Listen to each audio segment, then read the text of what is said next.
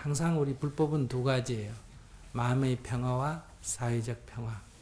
사회 평화와 마음 평화인데 이 마음의 평화라는 게 소위 말해서 상구벌이 한다는 뜻이고 사회 평화가 하와 중생이다. 이런 얘기예요. 스님이 자의적인 평화를 덧붙여서 얘기하는 게 아니고 불법 자체가 그렇다. 그래서 태어나실 때 일성이 뭐예요? 천상천하 유아독존. 이게 내가 내 마음 관리 잘해서 천하에 누구도 나를 어쩔지 못하는 그런 고귀한 존재가 되겠다. 이런 뜻이에요. 이게 상구벌이라는 의미고 그 다음에 두 번째 문장이 뭐예요? 삼계계고 아당 안지. 삼계가 다 괴로움에 빠져 있구나. 내 일을 마땅히 편안하게 하리라. 요게 하와 중생이라는 거고 요게 우리 이웃에 어려운 사람들을 돕고 물질적으로만 돕는 걸 말하는 게 아니에요. 이게 정신적으로 어려운 사람, 어리석은 사람 깨우치고 물질적으로 어려운 사람은 돕고 외로운 사람은 위로하고 이게 이제 앞에 거를 지혜라 그러고 뒤에 거를 자비라 그래요. 그러니까 불교는 요 두 개가 딱 한 짝으로 움직이는 겁니다. 그래서 나도 깨닫고 남도 깨닫게 하고 나 행복하기 남 행복하도록 행복 전하기 자리 이타 상구벌이 하와 중생 천상천하 유아독존 삼계계고 아당한지 이렇게 돼 있어요. 근데 그동안에 우리 불교가 전자에만 치우쳐 있었어. 그러니까 부처님이 하신 문장도 한 줄만 외우고 한 줄은 까먹어 버렸어. 같이 이렇게 짝으로 돼 있는데. 그런데 이건 분리될 수가 없어요. 그러니까 절름발이가 돼버린다. 이런 얘기예요. 그래서 여러분들이 이렇게 천하의 누구도 나를 어쩌지 못할 정도로 남편도 자식도 그것이 내 삶을 어쩌지 못할 만큼 정진해야 된다. 이런 얘기예요.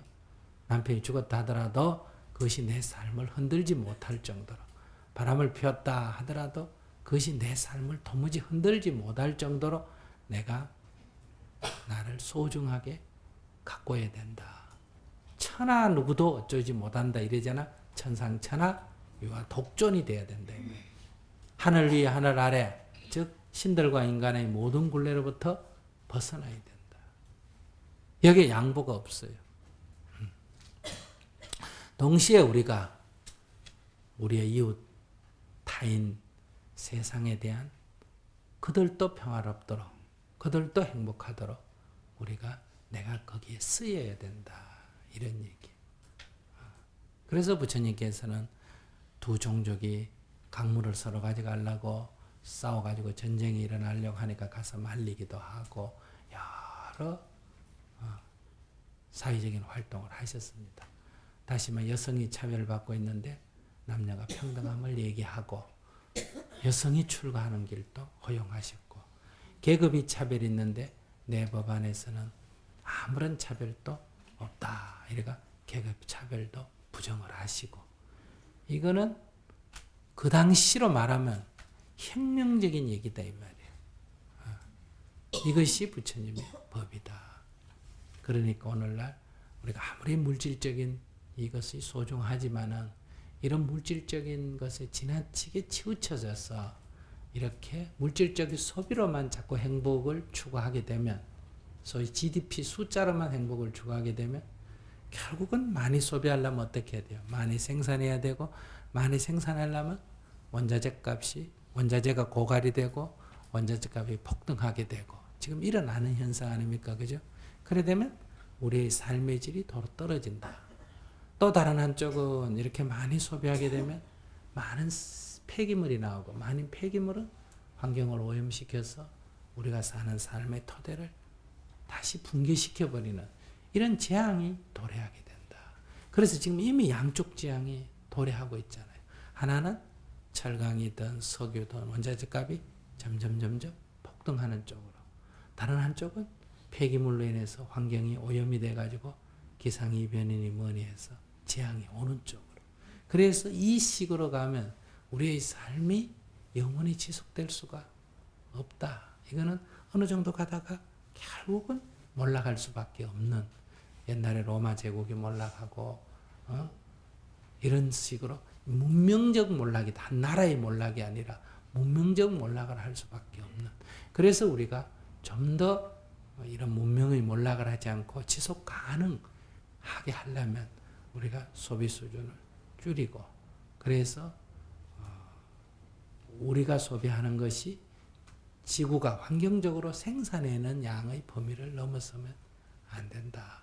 이런 데서 이제 우리가 무조건 석유나 석탄 이런 에너지보다는 이제 항상 있는 태양광이나 풍력이나 이런 걸 이제 이용한다. 그럼 이게 돈이 많이 들잖아, 그죠? 그러나 우리는 그러면 쓰는 양을 줄여야 된다. 이렇게 해서 우리의 삶이 지속되도록 해줘야 된다. 우리만 이렇게 잘 살고 세계가 다 가난하면 괜찮은데 중국도 잘 살겠다고 올라오고 인도도 잘 살겠다고 올라오면 엄청난 문제가 앞으로 발생한다. 그래서 이 문명은 더 이상 지속될 수가 없어지는 한계점이 곧 여러분들 당대에 다 부딪힐 겁니다. 그런 데서 제일 앞서갔던 미국이 벌써 정체되고 거꾸로 몰락하는. 그래서 미국 사람들은 지난 20년 동안에 실질 소득이 줄었다. 이런 말 들어봤어요? 20년 전보다 현재가 실제적 소득, 그 껍데기 GDP 숫자가 아니고 실질적인 소득이 도로 20년간 줄어든 거예요.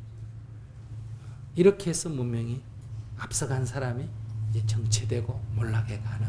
그래서 요즘 금융위기도 미국이, 그 다음에 어때요? 유럽이, 왜? 이 전부 요즘 말하면 빚져서 생활하는 습성이었기 때문에 지금 부도가 나는 문제가 발생하는 거예요. 그런 데서 이제 문명이 점점 성장 속도가 둔화되고 정체되고 다시 몰락하는 쪽으로 가고 있다. 이런 데서 오늘날 여러분들이 경제에 외면하라는 게 아니라 너무 물질에만 집착하면 이제 문명적 한계에 닥치게 되면 더 심대한 고통이 오게 된다.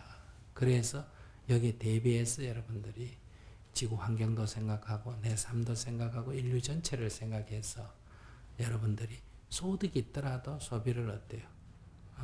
조절하고 오히려 나눠 가지고 이런, 그래서 정신을 더 풍요롭게 하고 명상하고 이런 삶에 이제 전환이 와야 된다. 큰 지금 변화가 오고 있는 거예요. 지금같이 막 교회 가가지고 막 나만 잘해달라 하고 이런 거는 유럽은 이미 교회가 거의 다 몰락하고 있습니다. 아시겠습니까? 우리나라도 이제 조금 더 지나가면 이런 교회, 이런 절 이제 몰락을 해 갑니다. 왜냐하면 입시제도가 이렇게 미국처럼 여기저기 원선회가 이런 식으로 가고 하면 입시 기도회가 먹고 사는 절은 어때요? 점점 신도가 줄어들겠죠.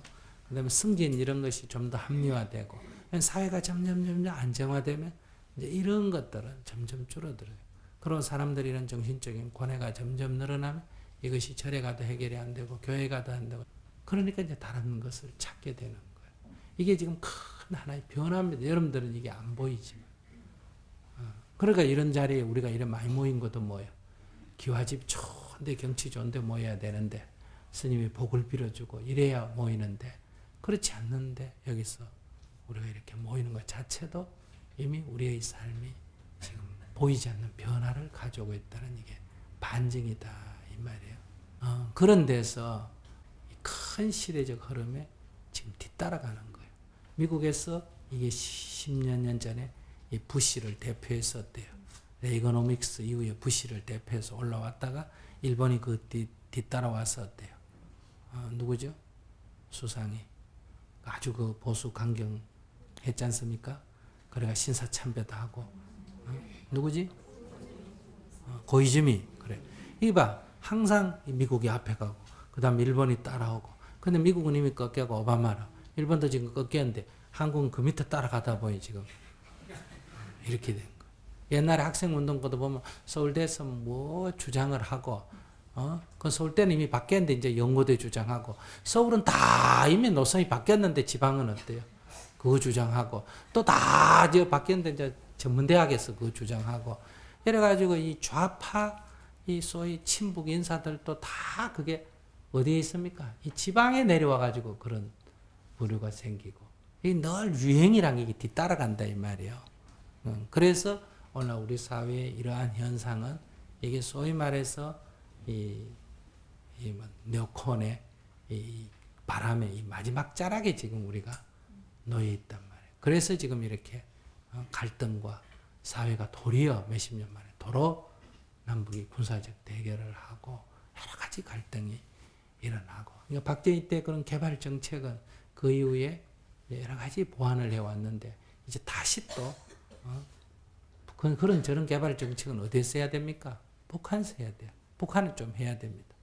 하천도 좀 파야 되고 강둑도 좀 쌓아야 되고 댐도 좀 막아야 되고 그래요. 북한은.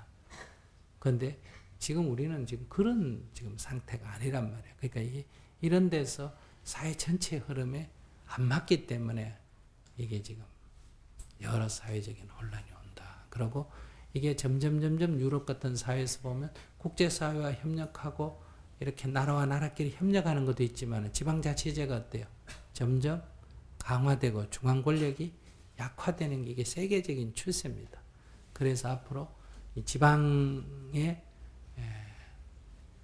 결정, 세금도 지방에서 내는 게 많고 어떤 사업을 지방에서 결정하는, 지방은 지방대로 결정하는 게 점점 많아져야 돼요. 이러면 경상도, 전라도 이런 지역 차별 달 게 없다 이 말. 지극끼리 다 대부분 먹고 살아야 되니까.